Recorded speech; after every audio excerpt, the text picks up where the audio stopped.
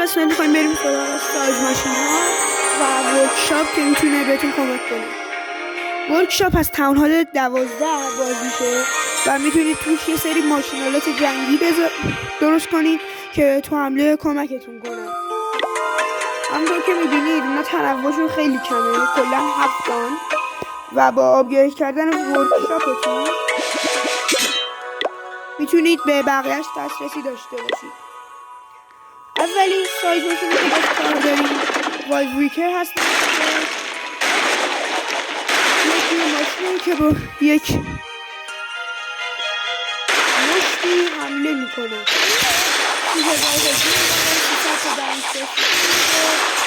و به والها 10 برابر دمیج میده. همونطور که میبینید فیورت تارگت. همه سایز ماشین ها یه فضا میگیرن و این فضا برای سایز ماشین هاست. تو هر اتک حد اکثر میتونید 3 تا سایز ماشین ببرید، اما از یکیش استفاده میتونید بکنید. یعنی میتونید 3 تاشون رو انتخاب کنید برای اتک، اما حد اکثر یکشون میتونید استفاده کنید. سایز ماشین بعدی بتل بلیمپه که اینطوریه که پرواز میکنه، بمب میندازه و وقتی برسه به حال از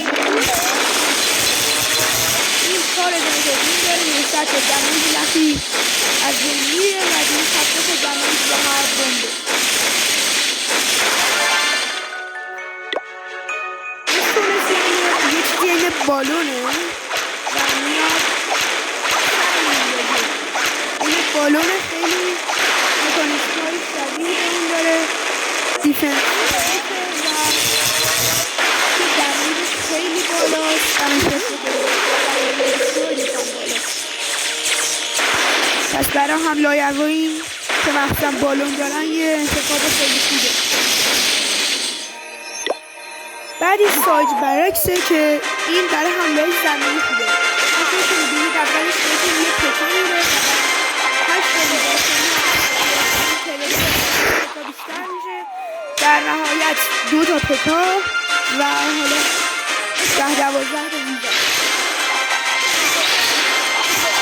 دقت کرده باشید این یه لایف تایم داره، یعنی بیشتر 30 ثانیه نمیتونه بمونه و بعد 30 ثانیه هجمه از بین میره و اگر بهش کسی حمله کنه اون 30 ثانیه هم کمتر هم میشه.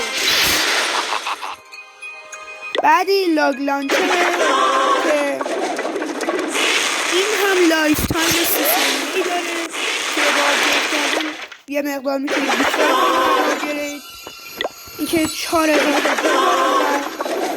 سری توپ پرت میکنه که به همه کیا توپ بزنید و فیلم تارگتش والزه 4 برابرش و اینکه دارم میتونید راه دیواره زیادی رو خراب کنید و به بقیه هم آسیب بزنید.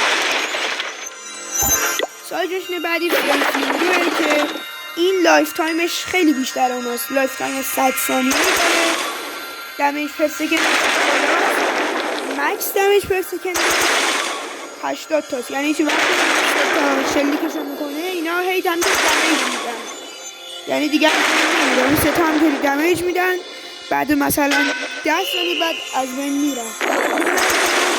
فلینگر خیلی اکثر دیفنس ها نمیتونن بزننش و این از خارج از رنج اونا بهشون حمله میکنه به جز یه چند تا دیفنس خاص. آخرین سایز ماشین بتل بلیمپه که از زیر زمین خیلی شبیه ماریو حمله میکنه. تنها تفاوتشونه تارگت دیفنسه، 430 تا دمیج پرسکند داره، کلا 600 تا بیشتر. اگر دقت کردید این وقتی اومد بیرون استان داره. الان نگاه کنید وقتی الان اومد بیرون یه مقدار استان داره و بعدش عادی میشه. این سایز ماشین ها که میتونن تو حمله بهتون خیلی کمک کنن.